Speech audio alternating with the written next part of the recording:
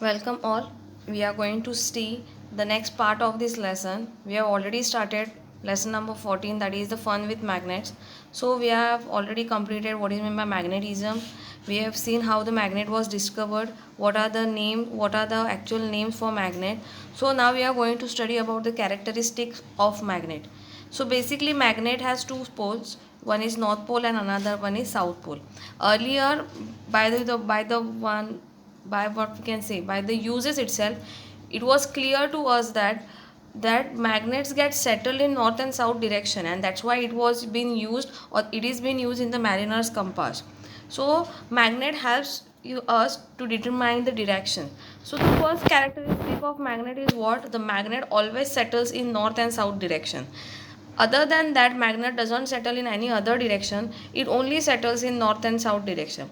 Means if you take the magnet, if you hung it freely, you will find that it will be directed in two particular directions. The one pole will be north pole and another one will be the south pole.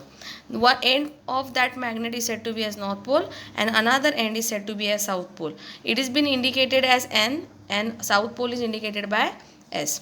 Now next part, if you can see in this experiment, here when you are taking the iron filings and when you are just rotating that magnet in front of it or above it, you will observe that the iron filings are just getting attracted towards the pole areas.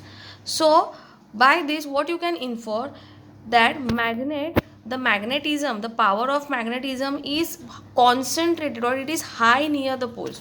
So the magnetic force is concentrated at two ends or at the poles of the magnet. So you can clearly tell from this that magnetic force is highest near the poles. The next part you can clearly see in this diagram they have shown you. In this image you can see when then they have divided the magnet, the time you divide the magnet, if you are going to cut one magnet into two pieces, again that two pieces into again two pieces. So from one you have divided into two, from 2 they got converted into 4, from 4 it will get converted to 8. So if you divide it so on, what will happen, the poles you cannot separate out. You cannot separate north pole and you cannot separate south pole. For example, if there is a magnet north pole and south pole which consist of north pole and south pole, if you cut from between, you will not say that one part is north and one part is south. Always remember, the time you are going to cut that magnet, the time you are going to get new magnets itself. So this property is what, if the magnet is divided into two parts, two independent magnets are formed, two new magnets have been formed, it means that again the two new poles have been formed of them. Here you can see in this picture they have told you from one magnet they have divided into two new magnets were formed. Again from that separate two magnets, four magnets are being discovered. So the next part is what? Magnetism. Induced magnetism is that particular thing when you are taking a non-magnetic material, when you are taking a magnetic material near to magnetic materials such as iron, nickel, cobalt, near to magnet for a certain duration, for few minutes or few seconds, that iron is not actually a magnet, but iron will possess the properties of a magnet.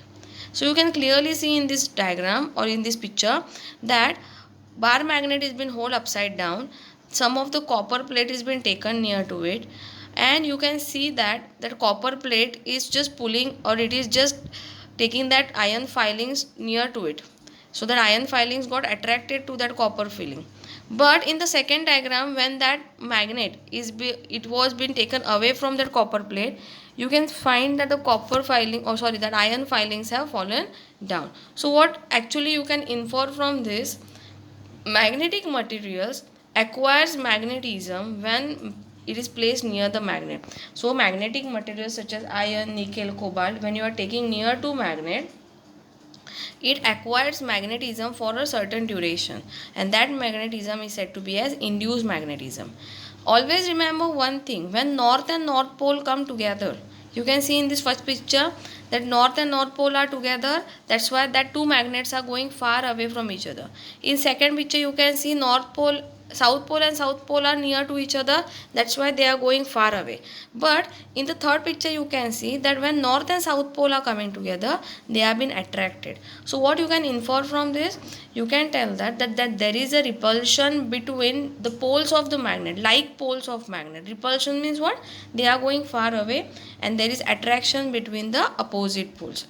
So now, what is meant by artificial magnet?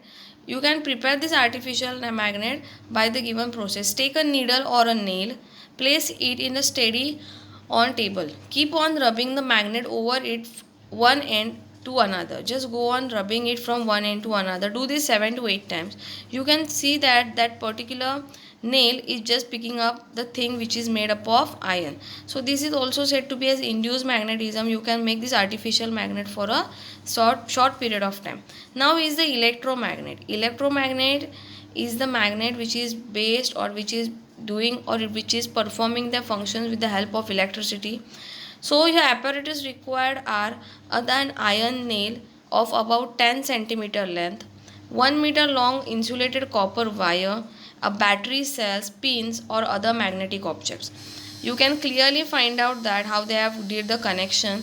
Wind the copper wire around the nail as shown in the figure. How they have winded up, how they have rotated up, that same way you are going to do. Join both the ends of the wire to the cell. So you will see that pin which you have taken got attracted to that nail. So this particular diagram is about electromagnet. Now many of the times, now we have studied all the basic properties of it. Now we are going to see the uses of this magnet. Magnets are used basically everywhere, in your television, in your mobile phone, the ATMs, when you are going for higher operations to pick up the scrap, etc.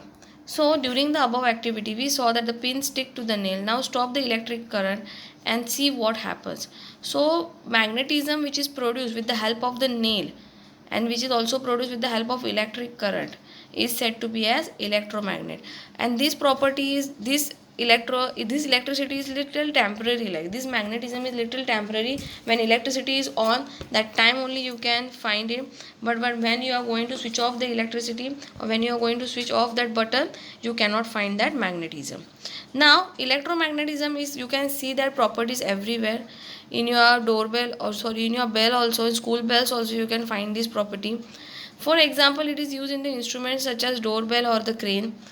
On the other hand, if the magnets is fixed to the pin holder or the door of the cupboard, they are the permanent magnets.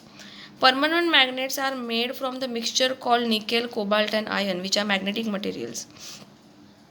And there is a short form Alnico. Alnico means Al stands for aluminium, Ni stands for nickel, and Co stands for cobalt. You can see over here the maglev train. This train is just based on the properties of electromagnetism and repulsion of magnet. Due to the repulsion between the trains and the rails, the force of friction does not come into play. Just because of the repulsion, they are not, force of friction is totally zero over here, and that's why this train slides with a great speed. You can see this and you can find this on the YouTube channel over here. You can click there, you can just visit YouTube channel and you can type over there maglev train. You can find the more information about it. In past, Michael Faraday was the one who developed the electricity technique with the help of the magnet. He was from a poor family. As a young boy, he had to work as near the bookseller. He belonged to a very poor family, so to live his life he required some of the money, so that's why he was working under a person who was selling the books. He used to read their many books and then develop the interest in science. Later he went to do research at Royal Institution at London. It is due to the Faraday's research we can use electricity and electromagnetism in innumerable instruments. He was the one who was behind this science.